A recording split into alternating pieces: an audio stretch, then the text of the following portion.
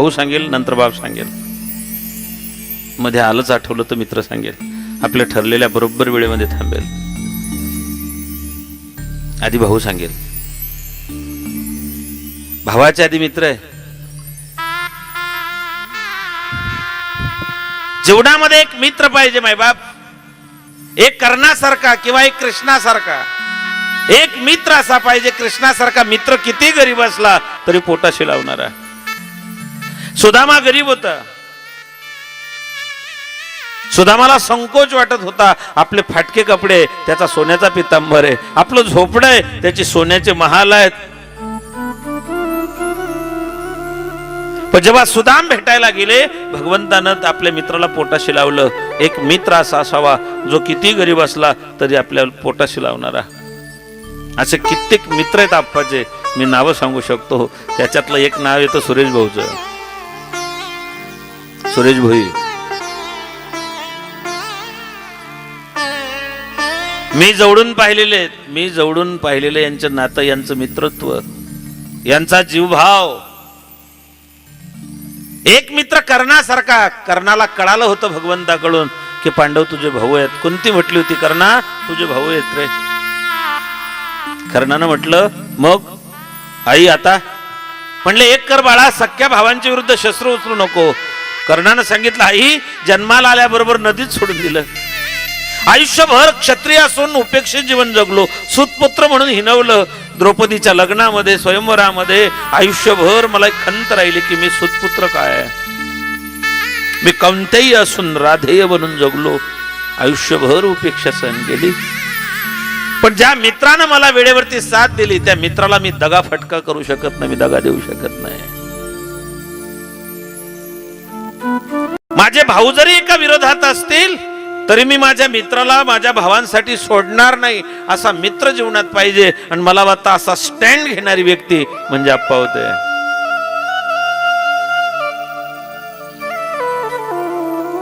त्याने काय केलं, त्याने कसं निर्माण केलं, तो कसा मोठा झाला, त्याने काय केलं, परमात्मा हे पाहत नाही.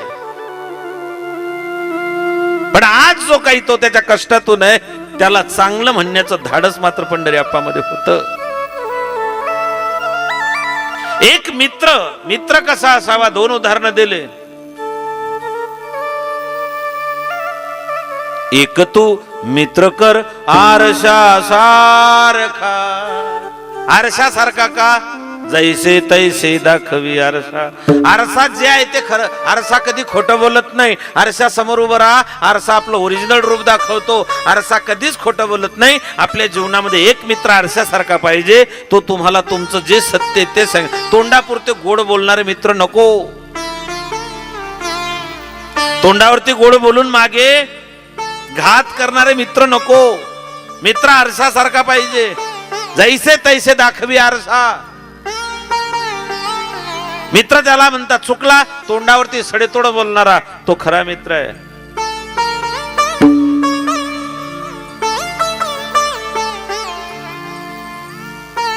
दुःख अडवा याला उंबऱ्यासारखा, मित्र बनव्यामध्ये गारव्या.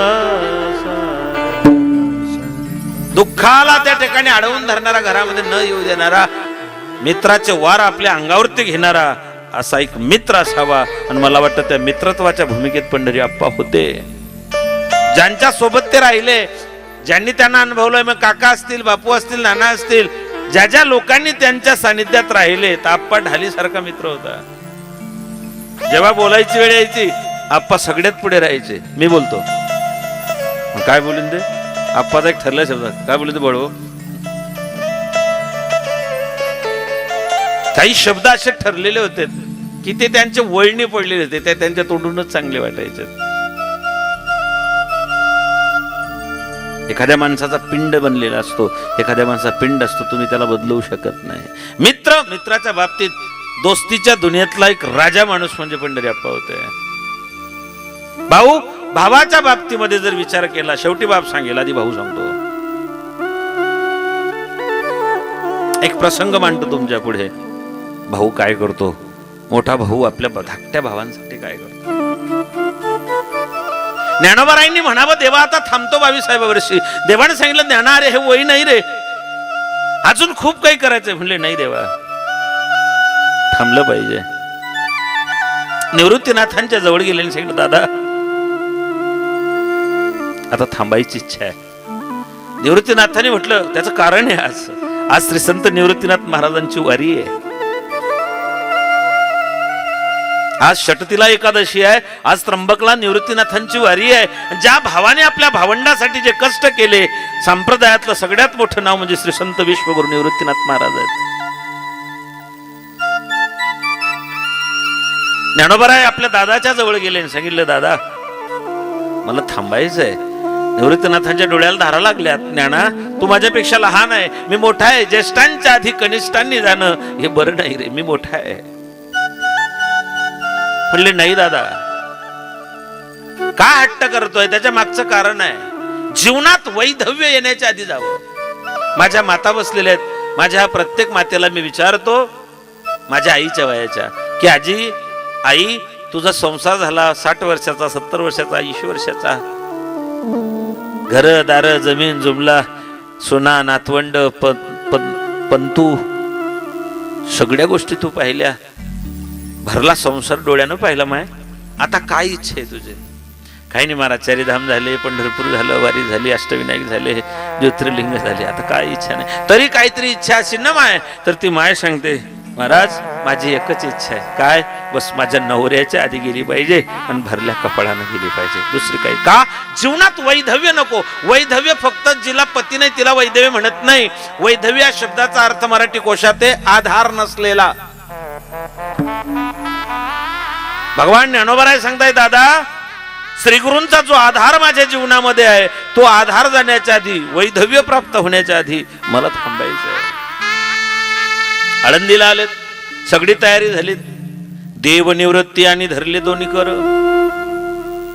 देवनिवृत्ती आणि धरले दोन्ही कर, जातो ज्ञानेश्वर बैसा. एकीकडे भगवंतानं, एकीकडे निवृत्तीनाथांनी हात धरावा. उठविला नंदी शिवाचा ढवळा, विवराचा दरवाजा उघडला, खाली बेल तुळशी अंतरलेली आहे.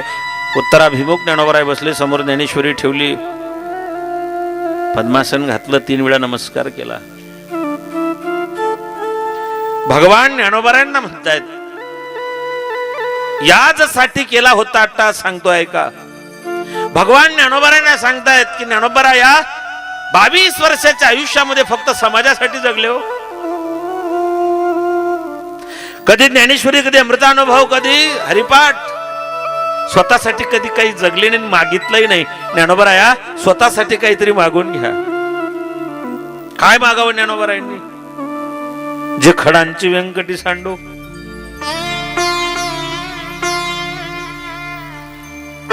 निवृत्तीनाथ धीर गंभीर आहे, मी भाऊ सांगतोय तुम्हाला. शांत आहे निवृत्तीनाथ, बोलत नाहीये. 3 वेळा नमस्कार केला. बाप ज्ञानेश्वर समाधिस्थ. भगवान आणि निवृत्तीनाथ दादा बाहेर आलेत. ती शिडा ज्ञानोबारायांच्या समाधीवरती चढवली आणि निवृत्तीनाथांनी अंग टाकलं. नामा म्हणे देवा पेटला होता, शन करा समाधान निवृत्तीचे. बांधल्या पेंडीचा सुटला स्याळा, तृणरानो मळा. नामदेवराय देवाला सांगतात देवा की आम्ही संसारी माणसे, आम्हाला सुखदुःखाची अनुभूती आहे रे, आम्हाला सुखदुःख आहेत. पण निवृत्तीनाथ महाराज शंकराचे अवतार आहेत, सदाशिवाचा अवतार आहे, वैराग्याचा महामेरू आहे. ते रडतायत. भगवान निवृत्तीनाथांना समजवतायत की दादा अहो तुम्ही शंकराचे अवतार आहेत, तुम्ही ज्येष्ठ आहात, तुम्ही या भावंडांना सांभाळायचं, तुम्ही रडताय. तर निवृत्तीनाथ महाराज सांगतायत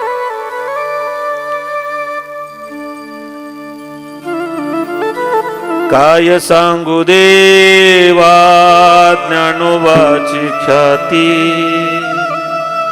काय सांगू देवा ज्ञानोबाची ख्याती. देवा माझ्या ज्ञानराजाची काय ख्याती सांगू रे तुला. माझ्या ज्ञानराजानं माझ्या मोठ्या भावाचा कधी उपमर्द केला नाही, कधी उलटून बोलला नाही रे. आम्ही 3-3 दिवस उपवासी झोपलो रे देवा. मायबाप टाकून गेले झोपेत. आई वडील गेले तेव्हा मी 11 वर्षाचा, ज्ञाना 9, सोपान 7 आणि माझी मुक्ता 5 वर्षाचे होते. आईनं मला उठवलं.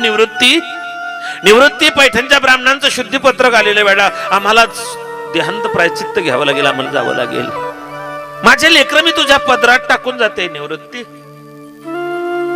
माझा ज्ञानास आलस आहे, माझा सोपान इतका गरीब आहे, आपली गरिबी आहे त्याला ठाऊक आहे. आणि जर त्याला भूक लागली तरी तो म्हणत नाही आई मला भूक लागली का. त्याला माहिती घरात आपल्या खायला काहीच नाही. मी जर भूक लागली असं म्हटलं तर आईला त्रास होईल, म्हणून वाढून दिलं तर खातो. इतका गरीब आहे. माझी मुक्त थोडी तापट आहे, संतापी आहे. माझे 3 लेकर तुझ्या पदरात टाकून जाते रे. माझ्या लेकरांना सांभाळ देवा. आई वडील गेले, माझी काय अवस्था झाली अशी नाईक. 4 वाजले, ज्ञानोबाराय उठले. आई बाबा कुठे गेलो म्हणून रडायला लागले. मी त्यांना समजावलं. सोपान काका उठले, दोघं रडायला लागले. 5 वर्षाची चिमुरडी मुक्ता उठली, डोळे झाकलेले, आणि झोपेतच तिने सांगितलं आई. मी तिला झोपेतच हुंकार भरला. तिला वाटलं माझी आई आहे म्हणून माझी मुक्ता माझ्या पोटाला येऊन बिलगली. देवा, वळीवाचा पाऊस पडावा, वादळ यावं, घरटं उडून जावं, घरटं भिजलेलं असावं, आणि एखाद्या पक्षाने आपले पंख पसरावे आणि आपल्या पिलांना जवळ पोटाशी धरावं. तसं मी माझ्या 3 भावंडांना पोटाशी धरून राहिलो.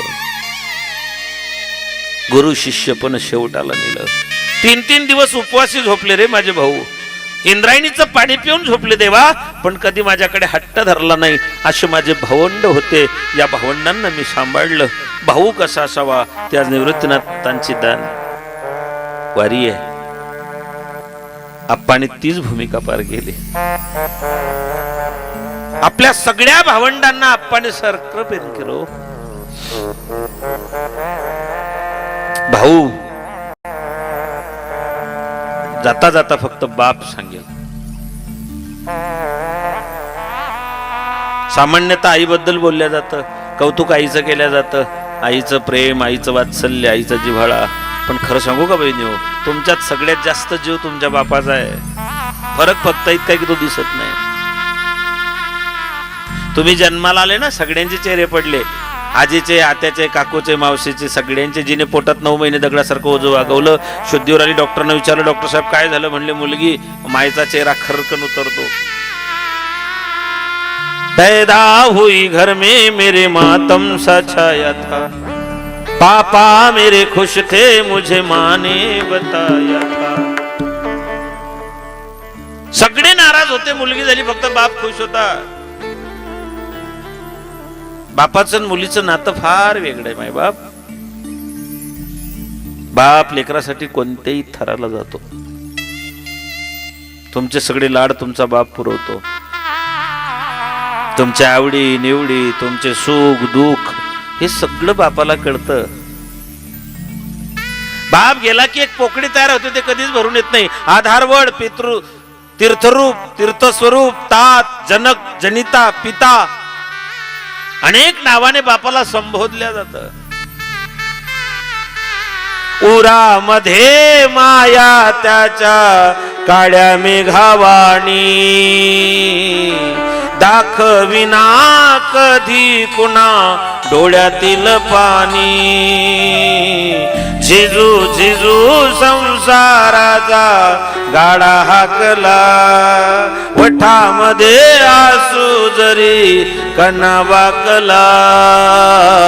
घडीभर थांब गड्या, ऐक त्याची धाप रे, लई अवघड आहे गड्या, उमगाया बाप रे, उमगाया बाप. बाप कळत नाही, बाप समजत नाही, बाप वाचता येत नाही.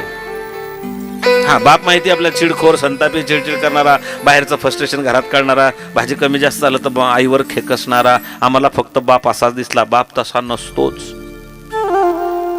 लेकराचं ऍडमिशन जवळ आलेलं असावं, मुलीचं लग्न ठरलेलं असावं, घरात बायकोचं आजार पण असावं, मग बापाची घालमेल पा.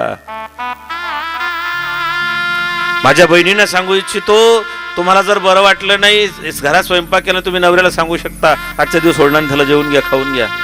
2 दिवस आजारी पडले, भावकीतल्या एखाद्या मुलीला बोलून सांगते, बेटा एवढं स्वयंपाक करून दे. महिन्याचं जर तुम्ही आजारपण काढलं तर तुम्ही एखादी मोलकरीण घरात लावू शकतात, पण यांना रजा नाही टाकता येतो. यांना फणफणून ताप असला तरी 12 वाजता लाईट आली की मोटर चालू करायला जावं लागतं. यांचं डोकं ठणकत असलं तरी यांना ड्युटीवर जावं लागतं. कितीही त्रास असला तरी त्यांना जावं लागतं, कारण त्यांना माहिती आहे मी नोकरीवर जातो, मी शेतात राबतो, म्हणून माझ्या घरात चूल पेटते. माझ्या बहिणींना सांगू इच्छितो, तुमचा बाप लग्नाला जाताना पाहू नका, समारंभाला जाताना पाहू नका, चोपड्याला बाजारात जाताना पाहू नका, होळणांथ्याला जाताना पाहू नका. तुमच्या बापाला जर तुम्हाला खरं रूप पाहायचं असेल, रात्री 2 वाजता बल्ब लावा, लाईट लावा आणि त्या उजेडामध्ये तुमचा बाप पहा. त्याच्या बनियांना भोकं पडलेले असतील, त्याच्या टाचा उरलेल्या असतील. त्याने स्वतःसाठी कधी व्हॅसलीन नाही लावलो. कोरोनामध्ये एखाद्या पक्षाने पिलं सांभाळावे तसे मायबापांनी लेकरं सांभाळले.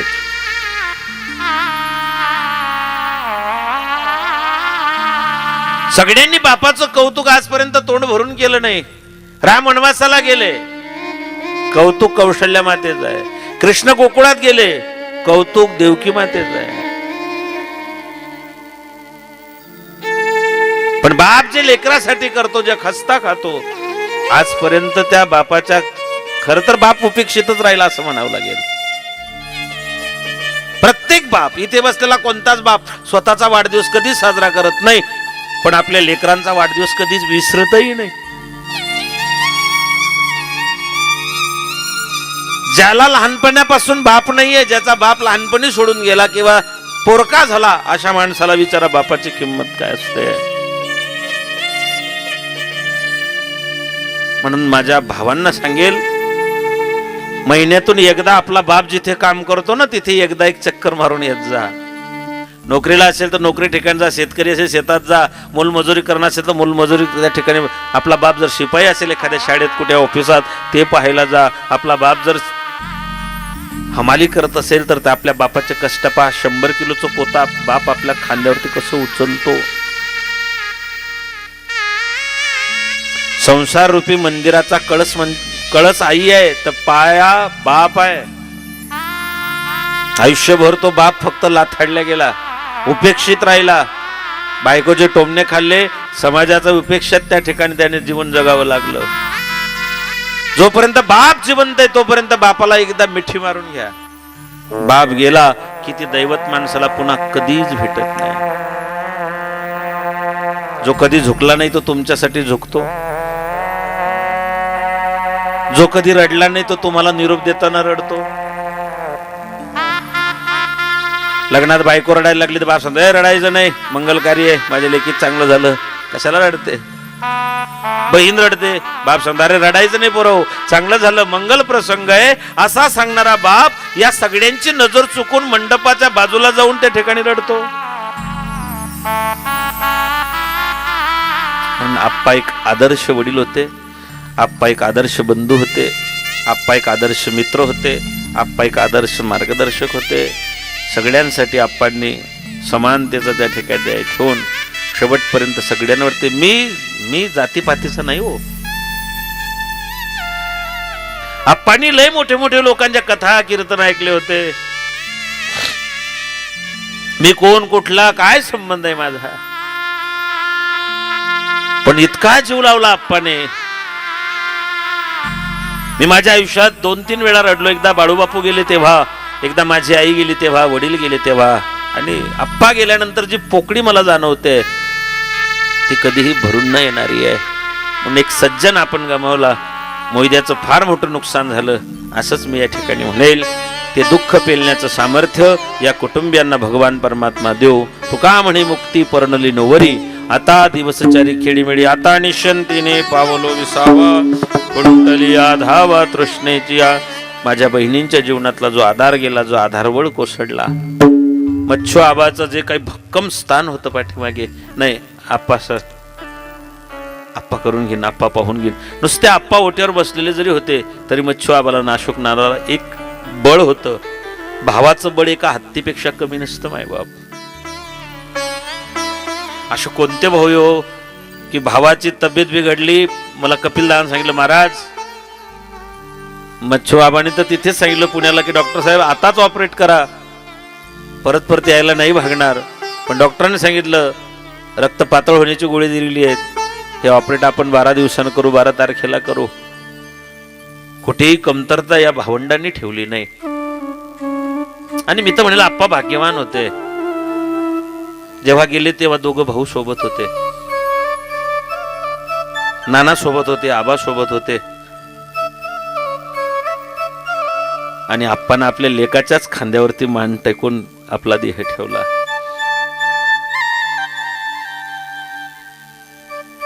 सोबत होता ना, कोणाला सोबत होता. आप्पा मुक्त झाले. ती खंत राहीन की आप्पा लवकर गेले, पण हे बघा नियतीच्या पुढे कोणाचं काही चालत नाही. म्हणून आपण सावरावं, अख्खं गाव आपल्याला सावरेल. आपलं गाव एकोप्यानं राहिलेलं आहे, जीवाभावानं राहिलेलं आहे. आजपर्यंत आस्तागा येत आहे. ह्या मंडळींचंही नुकसान झालं, सोपान भाऊचं नुकसान झालं, सोपान काकाचं नुकसान झालं, वैयक्तिक नुकसान सांगतोय, प्रत्येकाचं नुकसान झालेलं आहे. नानाच्या त्या भावना सांगितल्या मी, काकाच्याही भावना सांगितल्या, बापूच्या भावना सांगितल्या. अशी प्रत्येकाची सगळ्यांची नावं घेणं मला शक्य नाही, पण जो जो आप्पाच्या संपर्कात होता त्या प्रत्येकाच्या जीवनात एक पोकळी तयार झालेली आहे. बस या कुटुंबियाला ते दुःख पेलण्याचं सामर्थ्य भगवान अनोबराय देऊ. माय मुक्ताबाई ते अन्न त्या ठिकाणी तो बळ प्राप्त करू, अशी या ठिकाणी मागणी मागतो. माझा आप्पा जिथे असेल भगवंतानं त्यांना आपल्या चरणाजवळ स्थान द्यावं, त्यांना त्या ठिकाणी आपलं ईश्वरी स्वरूपामध्ये विलीन करून घ्यावं. त्यांच्या कुटुंबियांनी, त्यांच्या भावंडांनी, त्यांच्या पुतण्यांनी, त्यांच्या लेकींनी, त्यांच्या जावयांनी त्यांच्यासाठी जे जे केलं ते आप्पापर्यंत पोहोचो. त्यांचा पुढचा प्रवास सुखरूप, सुखमय, आनंदमय हो, एवढंच भगवान ज्ञानोबरायांकडे, माय मुक्ताबाईकडे त्या ठिकाणी मागतो. आपल्या सगळ्यांच्या वतीनं, आपल्या सगळ्यांच्या नातलग, भाऊबंद, इष्ट, मित्र, गण, गोत्र, सगळे सोयरे, आपल्या सगळ्यांच्या मोयदे गावाच्या परिसराच्या वतीनं मी तुमच्या सगळ्यांच्या वतीनं आप्पांच्या चरणी भावपूर्ण श्रद्धांजली अर्पण करतो. माझी ही सेवा, माझ्या कीर्तनाचं पुण्य माझ्या आप्पाच्या चरणी समर्पित करतो. या संक्रांतीच्या पर्व काळावरती भगवान परमात्मा आप्पाला चिरशांती देव, एवढंच बोलतो आणि थांबतो. ज्ञानेश्वर माऊली, ज्ञानराज माऊली तुकाराम, ज्ञानेश्वर माऊली, ज्ञानराज माऊली तुकाराम, ज्ञानेश्वर माऊली, ज्ञानराज माऊली तुकाराम, ज्ञानेश्वर माऊली, ज्ञानराज माऊली.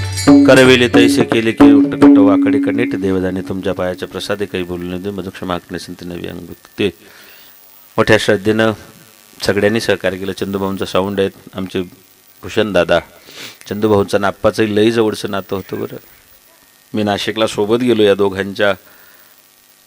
या दोघांमुळे मला चांगल्या प्रकारे जीवनातले काही रहस्य कळाले. आमचे भूषण महाराज दिवसभर आमची कथा होती ती आठवण, आमचे पवन महाराज सोबतच होते.